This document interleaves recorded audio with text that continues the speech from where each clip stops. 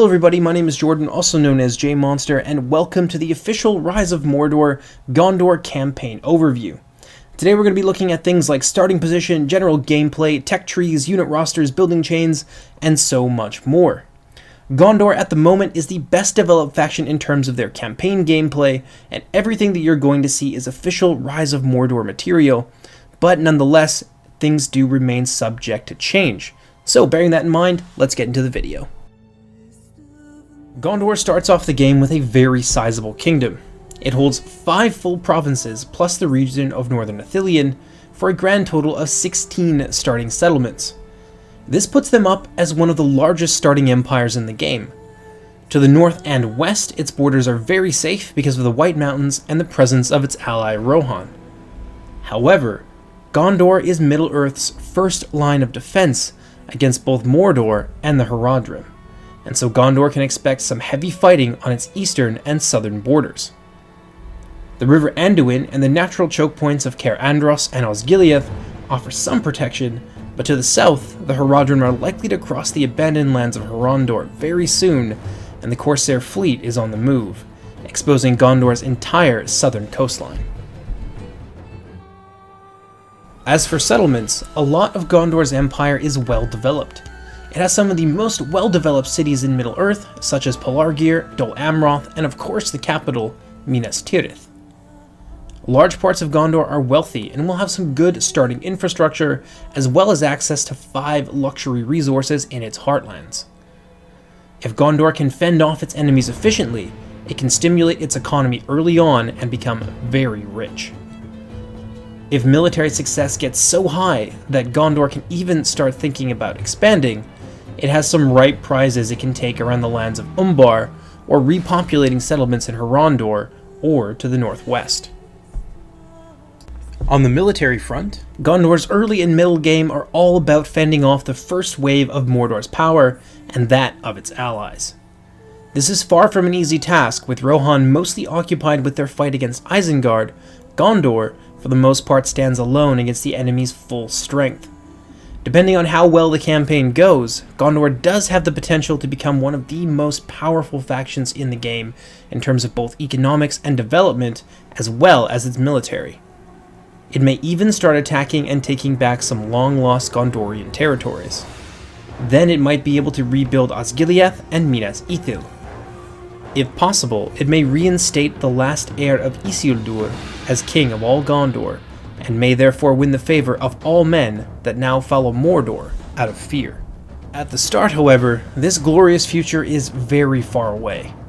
To get them there, the player should try and use the bonuses that Gondor receives.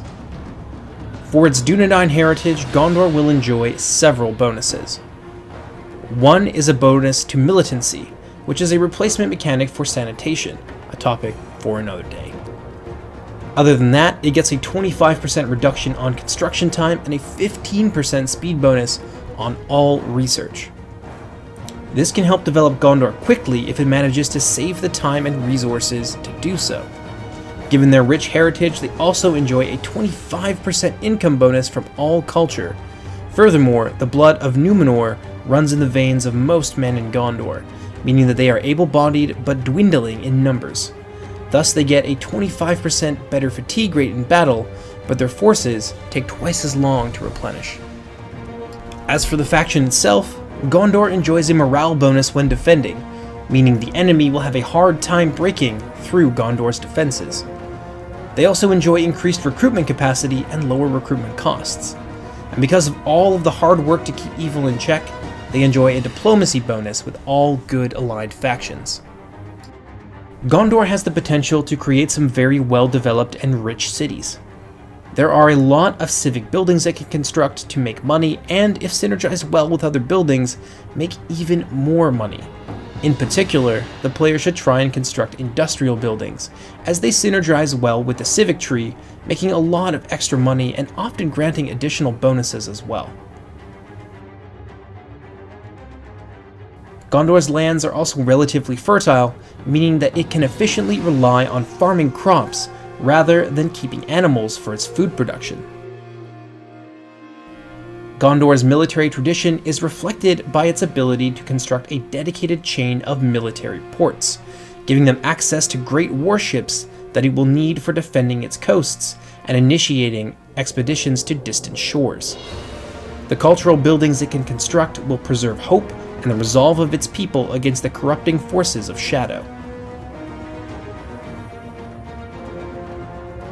A dedicated chain exists to recruit Ithilien Rangers and to uphold the militancy of its people. Militancy prevents a population from becoming unwilling to fight, which can have dire consequences for a nation's military capabilities.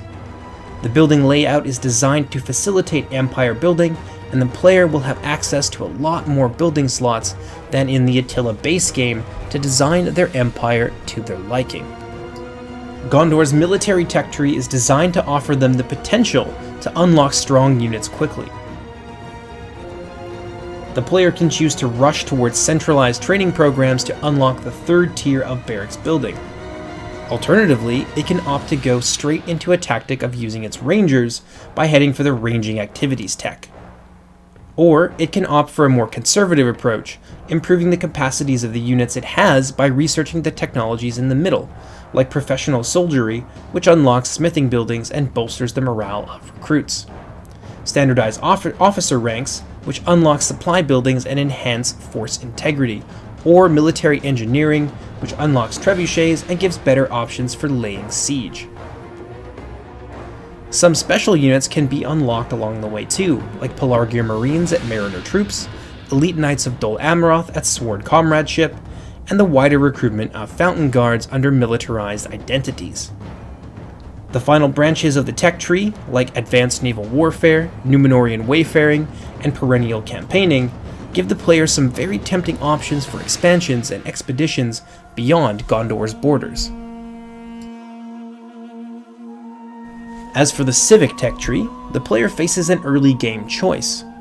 On one hand, they can opt to stabilize their food production by taking the bottom route through crop rotation and professionalized food storage. This has the advantage of unlocking better farms and food trading buildings and opening the way towards regional development projects, which are a necessary step on the road to city expansion. Or the player can decide to expand their economy through researching legal institutionalization, hereditary tradesmanship, and working towards foreign commerce.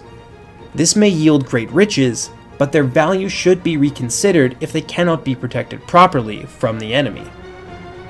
Finally, the players can choose to hasten the discovery of their own history, their rich Dunedain heritage, and the lost line of kings by going through historical scholarship towards Numenorian lore.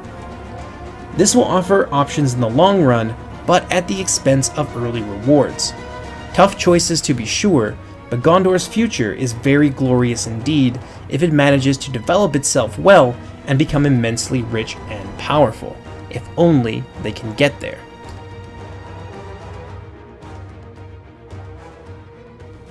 Gondor's campaign will not be easy. In fact, the overwhelming starting strength of the enemy may prove too much if the players cannot effectively defend themselves. The fight will be long and hard, but if the tide turns in Gondor's favor, the player may be able to develop Gondor into greatness other factions simply cannot match, and unlock options to restore its former glory. Playing as Gondor is hard and confronting, but will give you one of the best experiences Rise of Mordor can offer you.